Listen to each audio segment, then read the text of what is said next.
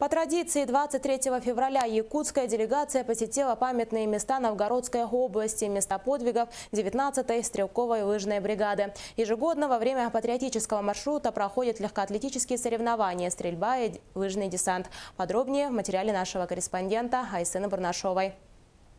Ежегодная патриотическая поездка началась на автодороге Старая Руссо-Шимск. Здесь, возле деревни Буриги, находится памятник воинов-якутян, защитников Старорусского района. Новгородцы, якутяне, представители власти республики и государственные деятели Якутии возложили цветы к монументу и почтили память погибших солдат. Каждый год приезжаем на эту священную землю, потому что наша Якутия, хотя по территории самая большая, но малонаселенная она была. До войны проживало около 400 тысяч человек всего-навсего. А на войну были призваны около 63 тысяч человек.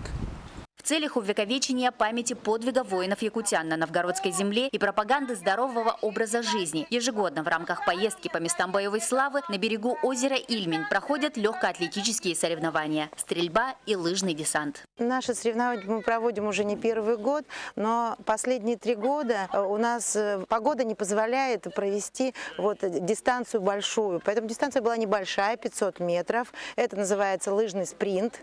И по итогам подводились, выявлялись лучшие победители. От имени Якутии в лыжном спринте приняли участие представители Министерства по молодежной политике республики и более десятка студентов, обучающихся в Санкт-Петербурге. На пьедестал почета, заняв 3-е и 1-е место, вышли 2 якутянина. В завершении возле гранитного обелиска в виде якутской урасы состоялся торжественно-траурный митинг. Собравшиеся говорили о подвиге якутских стрелков, а также о бережном отношении к памяти Великой Победы. Со словами благодарности выступили представители правительства республики, администрации Новгородской области и очевидцы тех страшных событий. Отрадно, что мероприятия, посвященные памяти 19-й отдельно лыжной бригады, посетила молодежь. Ведь именно молодое поколение будет хранить историю Победы и передавать ее из поколения в поколение. Айсена Бурнашова, Егор Максимов, Лидия Андросова, НВК «Саха», Санкт-Петербург.